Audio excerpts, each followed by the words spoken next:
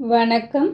அதிகாலை வேளையில் வாசலில் தெளிக்கிற சாண தண்ணீரோட வாசம், அந்த அமைதியான நேரத்தில் விரல் நுனியில் இருந்து விழுற அரிசி மாவு கோலம்ங்கிறது வெறும் அழகுக்காக மட்டும் போடப்படுற ஒரு சித்திரம் இல்லைங்க. அது நம்ம பாரம்பரியத்தோடு கலந்த ஒரு ஆரோக்கியமான வாழ்வியல் கலை.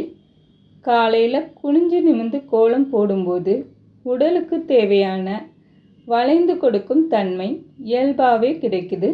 அது ஒரு சிறந்த யோகாசன பயிற்சி மாதிரி. அதே போல் புள்ளிகளை இணைச்சி சிக்கல் இல்லாமல் கோடுகளை வரையும் போது நம்ம மூளை சுறுசுறுப்பாகுது. கவனமும் மன ஒருமைப்பாடும் தானாகவே அதிகமாகுது. பச்சரிசி மாவில் கோலம் போடுறதுக்கு பின்னால் ஒரு அழகான ஜீவகாருண்யம் இருக்குது. நம்ம போடுற மாவு எறும்பு, சிட்டுக்குருவி போன்ற சின்னஞ்சிறு உயிர்களுக்கு அன்றாட உணவாக மாறுது.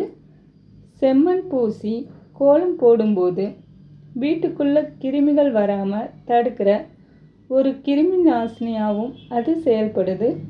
அழகாக கோலமிட்ட வீட்டு வாசலை பார்க்கும்போது மனசில் ஒரு தெளிவும் நேர்மறை எண்ணங்களும் நிறையும்.